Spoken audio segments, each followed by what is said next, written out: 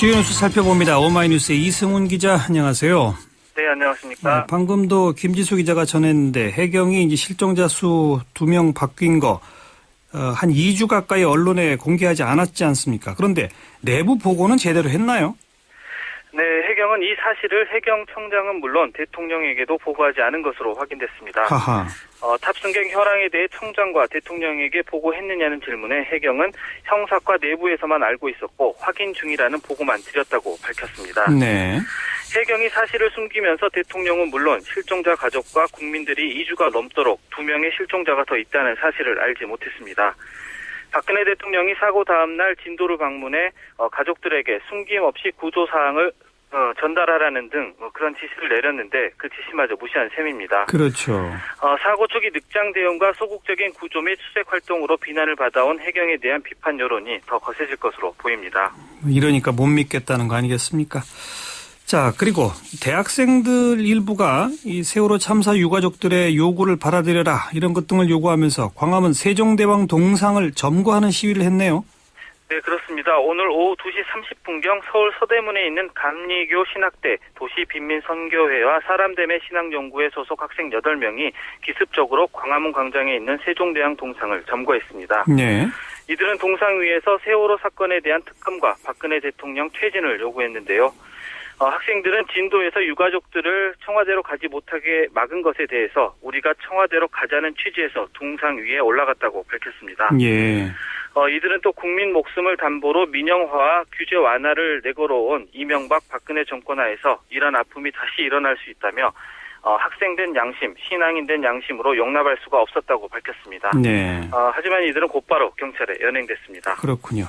또 다른 소식인데 어제 그 최동욱 전 검찰총장 관련된 여러 가지 수사 결과를 발표하지 않았습니까? 근데 왜 하필 이 시점에서 발표했느냐? 그 시점을 두고 또 논란이 일고 있죠? 네, 그렇습니다. 어제 수사 결과 발표를 두고 청와대 뒷조사에 면죄부를 준 것은 정권 눈치 보기 수사였다는 비판이 나오고 있는데요.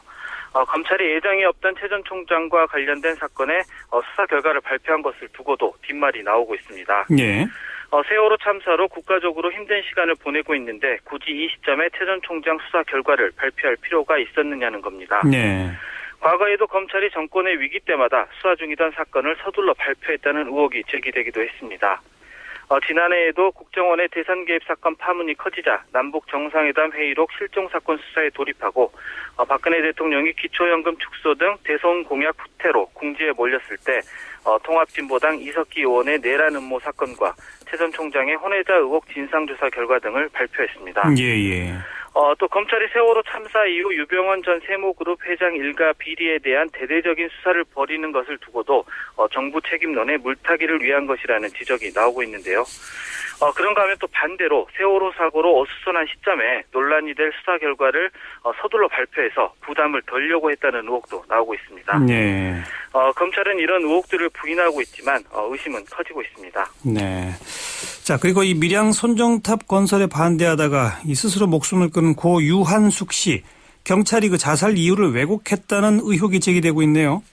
네, 새정치민주연합의 장하나 의원이 오늘 그 고인이 자살을 시도한 후에 병원에서 경찰과 나눈 대화가 담긴 녹취록을 공개했습니다. 예. 녹취록에서 담당 형사와 유 씨의 딸이 왜 음독을 시도했느냐고 묻자 고인은 송전탑 때문에 그래라고 거듭 대답합니다. 아하. 하지만 밀양경찰서는 지난해 12월 고인이 돼지값이 하락해 고민을 많이 해왔다면서 고인의 음독 원인은 복합적인 것으로 보인다고 발표했습니다. 예. 그러면서 녹취록 공개를 유족이 찬성했음에도 경찰은 거부해 왔는데요. 유 씨의 음독이 미칠 파장을 축소하기 위해 고인의 죽음을 사생활 문제로 몰고 가려 했다는 지적이 나오고 있습니다. 그렇겠죠.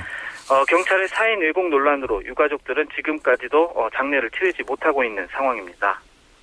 경찰이 송전탑 건설을 반대한 자살 사건을 왜곡했다는 의혹은 이번이 처음이 아닙니다. 지난 2012년 1월 스스로 몸에 불을 질러 숨진 고 이치우 씨에 대해 경찰은 처음에는 부주의에 의한 실화라고 했다가 밀양경찰서장이 직접 분신 자살로 정정 기자회견을 한 바 있습니다. 예. 경찰이 녹취록 공개를 거부하다가 이번에 이제 공개가 된 거로군요. 거기에 내용이 다 들어있고. 참, 네, 수고하셨습니다. 네, 감사합니다. 오마이뉴스 이승훈 기자였습니다.